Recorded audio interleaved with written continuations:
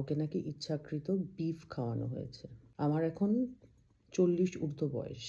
আমি যখন মোটামুটি অল্প বিস্তর বিয়ার খাওয়া শিখেছি বা বিয়ার খেতে ভালো লাগে, তবে থেকে আমি অলিপাপে যাই।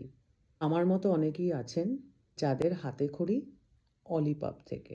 অলিপাপ হচ্ছে একটা অন্যরকম ইমোশন। সেখানে নানান রকম খাবারও পাওয়া যায়।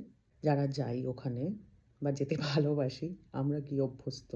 কলেজ লাইফ, ওয়ার্ক লাইফ, তারপরেও যে এতগুলো বছর হয়ে আমি কোনোদিন এরকম ঘটনার সম্মুখীন হইনি বা আমার পাশের টেবিলে কারোর সঙ্গে হয়েছে বলে আমি দেখিনি, শুনিও নি, জানিও না।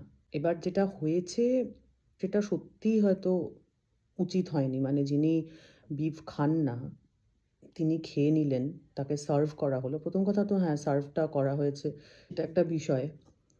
কিন্তু মুশকিলটা হচ্ছে যে যিনি খাচ্ছেন, তিনি পাঁঠার মাংস কীরকম খেতে, শুয়োরের মাংস কীরকম খেতে, আম গরুর মাংস কীরকম খেতে, পুরোটা খেয়ে-দেয়ে টেবিল পরিষ্কার হয়ে চলে গেল। তিনি কিছুই বুঝতে পারলেন না।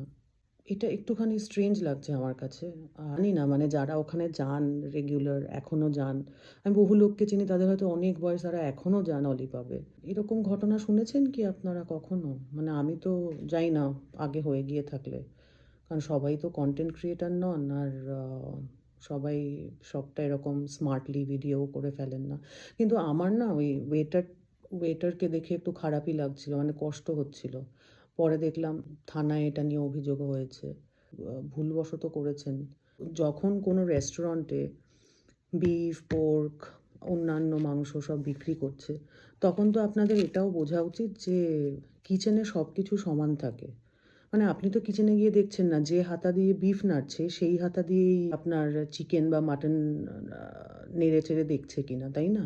তো আপনার চোখের সামনে কি ঘটছে আর আপনার চোখের আড়ালে কি ঘটছে, সবটাই তো আপনার অজানা। তাহলে তো আপনাকে এমন একটা রেস্টুরেন্টে ঢোকা উচিত ছিল যেখানে বিফ পাওয়াই যায় না। যারা এগুলো খুব মানেন তারা কিন্তু ভীষণ সতর্ক। বাকিটা একটাই অনুরোধ, যদি প্রচুর অর্থ আপনি উপার্জন করে থাকেন এই কন্টেন্ট ক্রিয়েশন থেকে, কিছু অর্থ তো ওনারও প্রাপ্য না? এই ভুলটা না করলে আপনি এই কন্টেন্টটা পেতেন কোথা থেকে?